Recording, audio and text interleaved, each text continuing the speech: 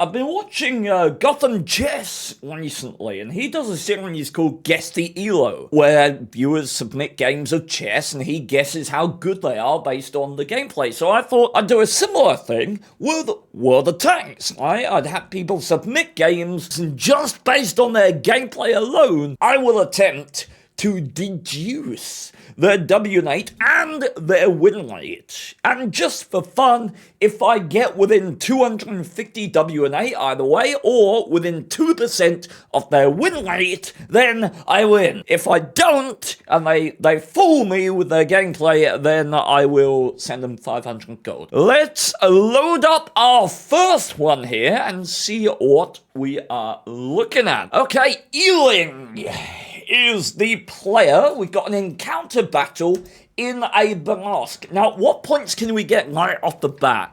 Premium consumable. Are we using full premium? No, standard APCR on the Banask. 8 premium, interesting. No HE, fairly decent judgment call, I would say.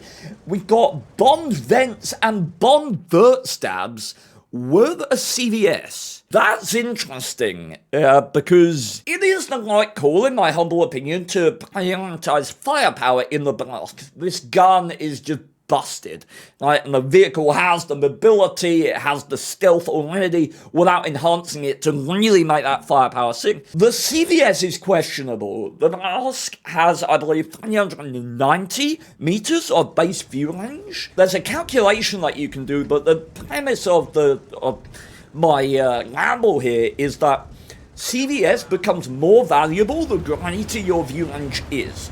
Right, so below a base view range of like 400, optics is actually mathematically more valuable than CVS. Not a lot of people would know that. It's like fairly deep into the actual mechanics, but I would like to see like a bounty or a bond optics before a CVS, unless going for a specific scouting setup, in which case, presumably, you'd have optics and CVS on the Banask, right?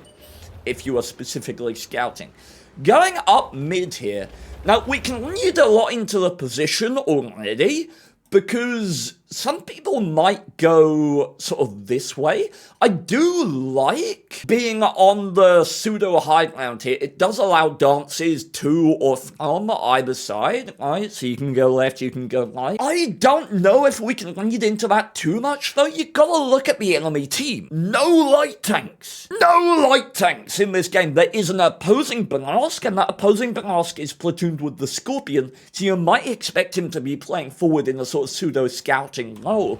So bear that in mind, but we are not staying stagnant, keeping it moving. I like it. Up top, this is I'd argue this is a questionable position, but it's not gonna result in too much. What the hell? Okay, well, I'm glad I'm not guessing that 277's stats, although Death Star comes right out of left field. Side of the target, good stuff. Blast goes down. Okay, so we want to see immediate shift in gameplay at this point, because as a Banask, right, as a Banask, or as a light tank, as anything in water tanks that represents an unimpeded element of gameplay, if you are the only light tank left alive, if you are the only heavy tank left alive, you're the only medium, you're the only TD, right? You represent the only facet of that gameplay. You become more powerful via the absence of that counterplay ability on your enemy team, right? And especially in something like a Banask or a powerful light tank, that means that you can work. Like, so you might want to go back to the mid and move up in this area behind the... Oh no, the lay of the land there doesn't cover you anymore, does it? Doesn't. Okay, what are we missing? We're missing the Foch, we're missing the SU-130. Do you go and see if you can... I'd be mid at this point. I want to know if there's a... Oh, okay, what does that tell us? Leopard PTA just got his head blown off by a Foch 155, right? Foch 155 has fired one shell, there's the second. There's the second from the 277. What do you know? You know the SU is not in support. You know the Scorpion's not in support. You know the Foch only has one shell left. You should go with this 277 and try and push this flank now. You're about to see the third shell. No, okay. Beautiful. Beautiful! I don't know if it was prompted by what you saw, but this is exactly the right thing to be doing. This is accurate gameplay, but do not waste the time! Do not waste the time! You're not going to get any more support than you have right now, and that Foch is going through that reload. 277 in chat calling out the Foch. One more shell from this guy. Misses. That's a very lucky shot. You should know that he has no shells left at this point. Kunstpanzer behind you. Forward. Okay, bit of lapse in awareness. Foch is reloading. That's fine. Don't get rammed. Okay, keep him there. Don't block the shot of the 277. Don't block the shot of the 277. Good. Okay, very lucky. You will... at this point, you could still play on the Foch. He's got about... sort of 5 seconds left on his reload at this point, but probably the best decision to wait. Stay close. If he pokes there and you're there, you're dead. If he pokes there and you're close, you have a better chance of getting around him, and he's going to get pwned in the side by this Death Star. Right? If he pokes high, he's dead. If he pokes low, you see him using this corpse, and you can then play on high. And trenching here is a bad positional play. G-Saw's going in high. We're waiting for that. Okay. Bush is actually going to do you a lot of favors here. Are you going for the track? No. Unlucky. Unlucky indeed. Doesn't get spotted even at 100 meters firing through bushes. Going in anyway to secure position while you know that there's no threat. Good. I like it. Shouldn't go for the kill here. Lovely. On any other tank than the 155, I would have judged you for auto-aiming at that angle. Like, you do that to an IS-7, it's gonna fuck you in the booty. Right. So, wide position now. I like this. The enemy have no counterplay for this. And I do not want to see you stop. Unless you get a clean kill shot at the SU-130, the enemy have zero counterplay to you just yellowing straight in here at this point. I don't want to see you wasting time out here looking for speculative shots into the town or anything like this. If you get to here right now, it's just you win the game, basically immediately. So we don't want to be waiting.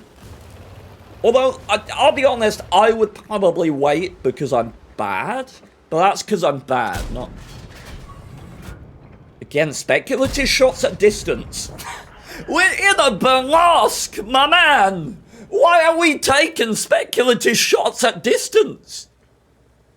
I kid you not, the enemy have no counterplay to you just YOLOing in here. There is an range line here that you can hide behind. They want to counterplay you, you can run. Like, there's no reason to not get all up in their booting right now. And even the Scorpions spotted not counterplaying it. Okay, yeah. Further! Enunciate your advantage, my man. Okay, these are shots you can... Yeah, these are shots you can stop. Reversing behind bush line. Gorgeous. Okay, maybe quick reload. Spot and you see nothing. Now you reload. Oh, okay. Very good. We'll take it. Again, we're doing speculative shots at distance in a burlesque. Like, the first one was fine. Side of an SU, like, even in a burlesque, anywhere you hit, you're gonna pick up the kill, right? But no, stop! Why are we aiming at these shots when you could get here? You could have been here a minute ago. You could have killed the R2, you get the secure on the tortoise in the ass, you get the Scorpion. Ooh. Oh, the hesitation is killing you. It is killing you, and this is coming from one of the most passive players in the world. I don't know if I'm so much more aggressive when watching other people play than I am in my own gameplay. I don't know whether I should be judged for that, but this is fine since he's a one-shot. What's gonna take him out in this corner? Man's on the move with 34% camo. Okay, Scorpion IS-2. 1. Gentle, gentle, gentle. Dead center. Okay. See, these ridge lines, these bushes, like, the enemy cannot counterplay you in this area. You should have been here minutes ago. A minute, I tell you! Hello, Tannis! Good to see you. Okay, right. Let's see. What are you getting us with this IS-2? Bushwork again. Bushwork. You got like 39% camo. Not exactly being subtle with that. You can pass up to the next bush line. Like, you are always going to outspot the IS-2. Good stuff. Okay. Alright, hit it when you load. Yep. Good. Good, good, good. Okay, when you're loading, are you going to take a wide position? You should go straight here. You should go straight. Oh, wait, I didn't see that. Everyone else has died. Oh, okay. Now it gets a little antsy. I mean, we're going to ignore that the reason it is antsy because you played like a pussy. Which is exactly what I would have done. Then I would have fucked up shots like that. Okay, 1. There we go. Now, when yellow comes out, fair enough, fair enough. I'm not sure about this. I'm not sure about this. The ball at this point is in the enemy's court. You are a one-shot and you don't want to get locked down. Before, the enemy had no capacity to lock you down, right? Now you are playing into their hands below 2 enemy heavy tanks. Going with this mask and asking the enemy team, do you want to make a mistake? Because a lot of enemy teams, they're going to answer, why yes, I would love to. And they're going to yell out in the open against 2 medium tanks that will outspot them, right? But if you don't give them that opportunity, they're not going to do it. So yelling out to, as Tommy says, the forest or occupying the mid, probably standing on the side, skirts of the map, and just saying, okay, what are you going to do, enemy team? Logically, the enemy should cap, right? 2 heavies, they should try and cap to try and pressure you, and there you go. But you don't want to be spotting from this area because it forsakes the flexibility and stealth of your tank, right? Blast, incredibly stealthy, incredibly fast. It's bold to be poking, lucky to not get spotted by the Panzer. You might get the shot hit. He's teasing you. No! I don't think you have a good shot if he pokes behind. T-57 kills the... No. Psychologically, a T-57 heavy, it changes after it gets a kill. Because it goes into reload mode. If you weren't getting the shot before, the most likely time that you will get that shot of him poking out and you getting a clip kill is just after. It's like the 5-second span after that tank gets a kill. That is the most likely time that you would get that kill. So I might have waited for this shot. Now I think the thought process is here, okay, T-57 heavy is reloading, maybe I can take advantage of it while it is. So are we going for the T-57 here? Remember, 20-second reload. Okay, not spotting the Panzer tells us exactly where he is. Really dangerous gameplay. Really dangerous and sort of unnecessarily dangerous. It's an encounter. There's over 2 minutes left.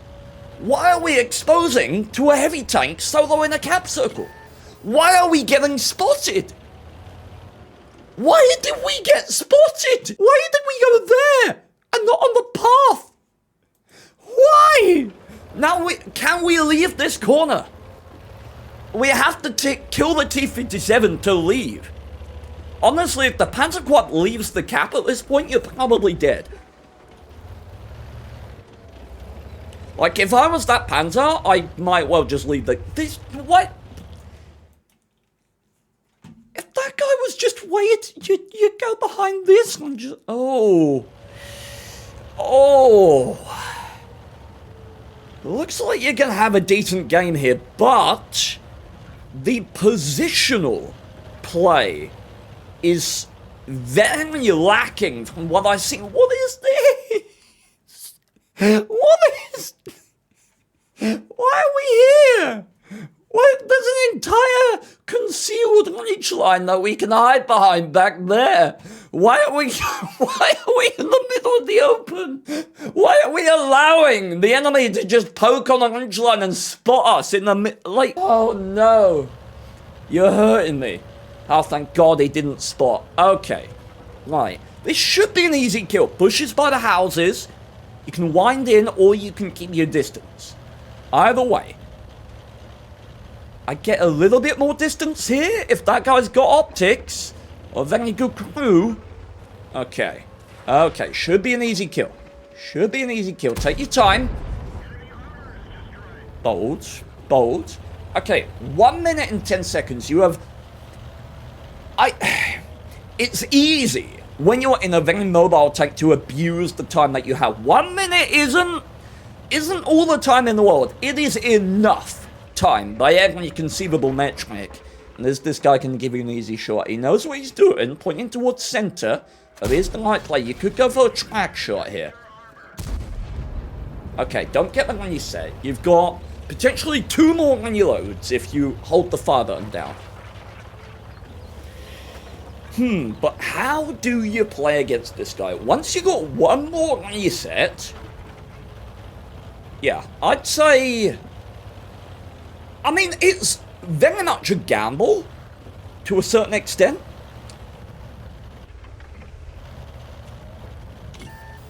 $16 seconds. 12 seconds. It's very easy. Okay, Panzer. What Panzer should be doing right now is falling back. Like, getting distance. So that he has to turn his turret less degrees in order to focus on target.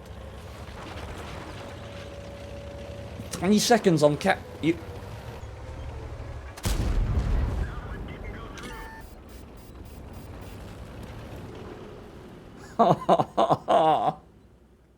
My dude, why are we aiming with 240? Let's call back a bit. Why are we aiming with 240 APCR pen at the lower plate of a Panzerkorb 7 at 400 meters? Why is that a thing that we did? Can we not aim at the track? The first 2 shot, never mind. Okay, all right. Now, it comes down to it. Chat, what do we think? What's the WN8? What's the win rate? One thing that I can say, positional gameplay was bad. I did not like the positional gameplay. It wasn't, to say bad is maybe selling it short. It was adequate. It was sort of mediocre, nothing inspired, but not until the end doing something outright silly or outright wrong, which I think was the positioning and the use of the 1-2 line at the end. I mean, just to impress upon you, where did you get the kill on T-57 Heavy? You got it from here. So you went all the way around, getting spotted as you did below one tier 10 heavy tank and getting spotted by the other one. You went all the way around just to get the kill here. Like, that should tell you alone that you should have just gone this way. Right?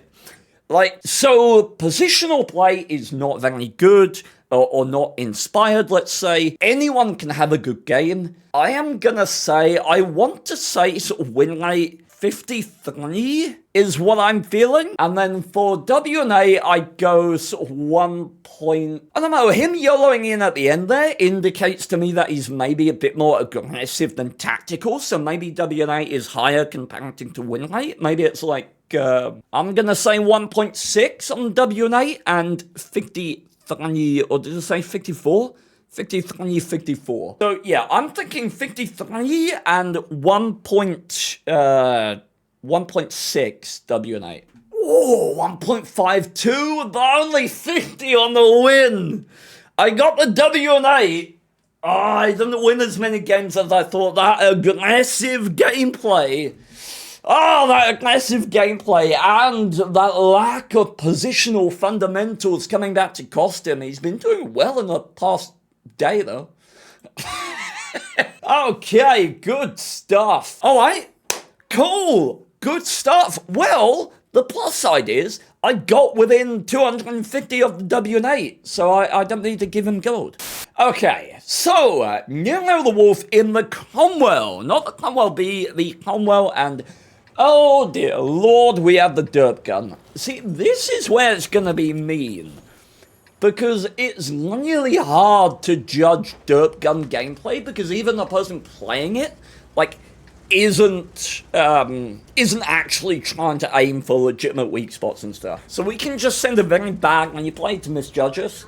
Yes, technically you could, although I'm gonna try and discourage that, or probably, if people enjoy this format, then I will look into what I can do about that later. Okay, so immediately, oh, okay, yes, okay.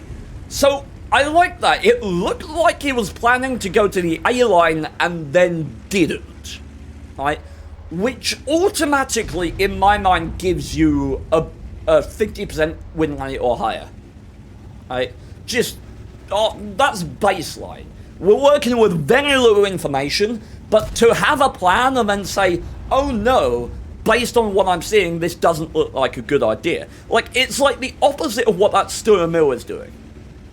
Alright, although it does look like he's going to hide in the back behind an arc, so maybe he's better than I'm giving him credit for. We're driving in magnificent circles, which is telling me a very great deal. Gonna fast forward. Am I getting trolled? Has he just sent me a replay where he drives in circles for like 5 minutes?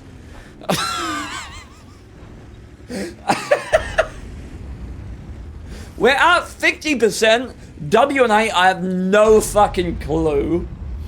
So, I swear to God, if you just drive in circles, like, this tells me that he's above 50%. I'm sorry, but it does. Like, a 48% player would have driven in somewhere and died by now. So, like, there's stuff I can learn from what you don't do, as well as what you do. Okay, third person. If I see a third person shot, I know one or two things. He's either good, or he's been watching my content. Or both. We're aiming at the front of an IS-6 with a Cromwell B. I like the ambition, if nothing else. You can shoot the thing down in front of that T-32. Just shoot the wall. Okay, look at that shell lead. Oh, just beautiful. We're gonna perma-track an IS-6. I'm here for that. No, he hasn't unpick it. Okay, what are we looking at? This is not looking good. 1v6. But we got a GTOSP camping in the back. We got two arties still in play. I'm curious as to the inactivity of the enemy team. There's a healthy T8.2. Well, I say healthy. There's a T8.2 over there. Not doing an awful lot. Okay, Contradictorious in the south, still on a lot of health. Pangelo 46 on our team is being very passive. Very passive for what's opposing it. Right? And I think Nero may have recognized that. Recognizing that you have an advantage on this flank. ISU 15122S, 8.11 rounds per minute. Getting spotted there tells you what? Tells you about the presence of either the AMX-12T or the T50-2 in the mid. So, I would have liked to see platoon communication. Hey, I got spotted, light tank still in mid, or light tank approaching mid. Relevant information, particularly for a KV-2. So hopefully that was shared in voice comms. Now what are you going to do? Are you going to go after the arty? Coming back and trying to spot may be the way to go. at this point. Contradictory is going up the mid. I don't like. Should be falling back to consolidate his position closer to the base, in my opinion. Or perhaps utilizing this area. That way it can still watch the mid, but he's close enough to respond to anything that might occur. 12T gets the kill on his compadre. Okay, switching to high explosive shells for the RT. 350 hit points on the S51. 260 was it on the FE? It got changed in the hit point buff. I think it was 260 at some point. But honestly, wasting all this time hunting the RT, it's debatable whether you will get a good position as a result of this, or whether you'll just get locked down. I think this is justified because of the absence of alternate counterplay. Like, you can't counterplay this. Like, going up a 1-2 line is just an absolute no-go, because the 12T just spots you a yet plus far to hell. So, while I think this play was probably motivated by, ooh, I want those little piggies, I wanted some bacon, I think it's actually probably one of the better plays that's available here, but that may be inadvertent. That may not been him making a plan. Okay, 350, aiming at the superstructure. Still gets trolled by the pen. But that's good knowledge. Aiming at the superstructure because he knows that spaced armor, even on RT, is going to work on those HE shells. Auto aims that, probably shouldn't. Gets a lucky fire. Okay. So, 12T and Kanonan RH move in, secure the Cheeto. Kanonan RH is deadly at this point. Okay, spotting the FV, did get a hit point buff. I'd say secure this FV. He doesn't want to move, avoiding the spaced armor. That is a clean one shot. Go in and get that Tiger. That would be my play right now. Go in and get that Tiger. But what I would do... Oh. Do you... Cromwell be at this... Oh. Oh. He landed himself to death? What? Okay, honestly, this is an easy win. Pretty much, your responsibility at this point is to just stay alive and be opportunistic. The Pangelo and Contra shouldn't be splitting up. They are a hugely potent force, but I like staying passive here. It covers the relocation of the AMX to the north. AMX is probably dead to the Pangelo or the Contra, okay. Now, you can go aggressive, right? Now the 12T is dead, the enemy have lost the most potent vision, now we can start to move a little bit, right? Okay, dancing back and forth. R function! I saw that feckin' R function! I saw it! I saw the feckin' green light come on! That gets you at least 1% wins, right? That gets you at least an additional 1%. Yeah! Okay, I'm feeling the judgment coming further into focus here. Not being subtle about bushwork here. I'm not sure that this is necessary. Certainly not holding here. You should poke in here for like a second. And if you don't see anything, charge through, get to this lunch line. Go out wide, maybe play a long multi-level support engagement with the Contra. But...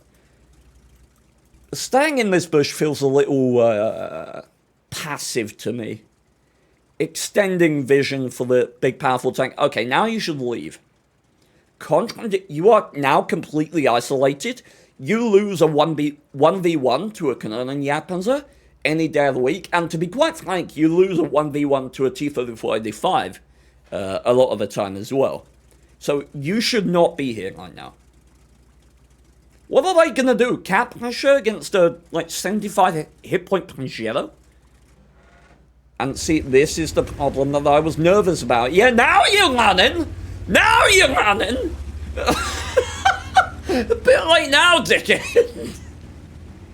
Oh, no. Okay. Right. Awareness of where he's gonna get spotted from. I like it. This is good. Exiting down here should get spotted right now. He does. That's a lot of information for the team. Pangelo's coming forward. Now you stop. Why are we yelling out into the open? Why was... This area was not necessary. Could have just ducked in there, turned around, and went for the play. He doesn't get side shots there. Like, just duck in there. No need to expose yourself to potential side shots from the T-34. Now, it looks like the Contra and the Progetto are both closing in, so you want to support them.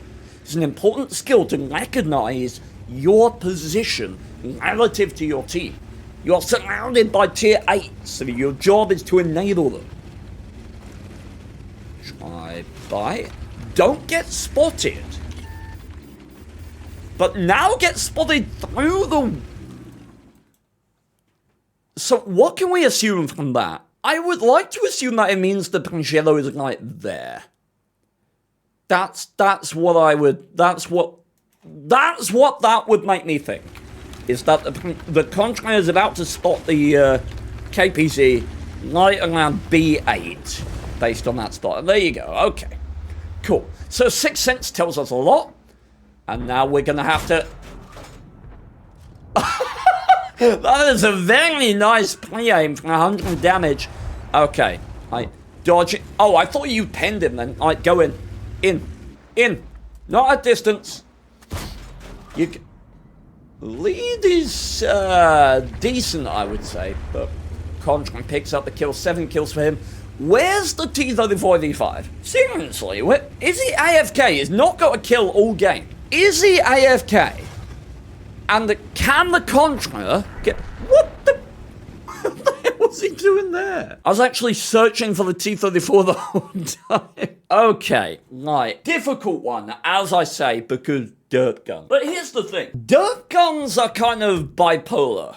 The people that you see playing them are either good enough to know why they're fun, or bad enough to not understand anything. So, and based on the positional choices, based on the conservation of health, there were missteps in this game. Not running from B2 earlier, I think was a potential misstep. Although, in hindsight, we managed to spot the KPZ, drag him into an area where he eventually got killed, so maybe I'm in it wrong there. We didn't do anything stupid, we kept our health until the end of the game. I'm thinking I want to go sort of 53, though I'm leaning higher. Shell lead was good. I'm gonna go 54. And I'm gonna go... I mean, WN8 is so hard when it comes to derp guns, man. What do we think? Chat, help me out here. What the hell's this WN8? He's using a derp gun. Like, I can't tell. What am I meant to do? Like, an average WN8 for like a 54% player would be like 1.6, maybe? Derp guns...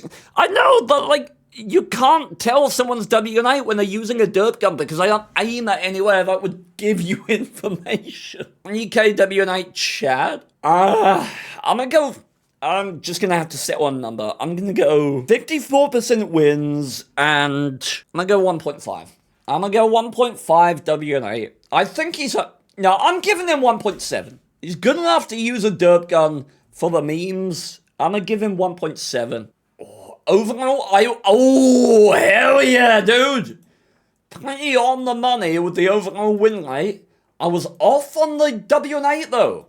1.9. High. See, there's a thing about derp guns. Like, I can't tell when people are using a derp gun. Like, how am I meant to know? I aim at the upper plate of an IS-7, it tells me nothing. God damn it. Okay. Well, fortunately, I got within 2% of the win rate, so I don't have to fork out any cash. Well played, Nero. Thank you for the replay. So, ladies and gentlemen, consider this an audition for this new style of content. Is this something you'd be interested in seeing semi-regularly? I really enjoyed doing it, so I really hope you do enjoy it. They're relatively easy and fun to make. I can do them on stream and put them together. The concept, of course, inspired by Gotham Chess, who is a chess YouTuber who you should definitely check out, because he's a fun guy. Yeah, let me know if you want to see more. Comment your thoughts down below, because I will read every single one of them. As always, thank you so much. Farewell. Peabody, cheers from Germany, man. Thought I'd Tried a couple silly verses, my friend. He is a nice guy like Ned Flanders, but wielding a band hammer that make viewers feel him like a gang member, yeah. You better never ever shoot versus the man, cause that's a jerk of his hand, hence you're a permanent ban, yep. Like in a roleplay game, you wield a dagger but get smashed.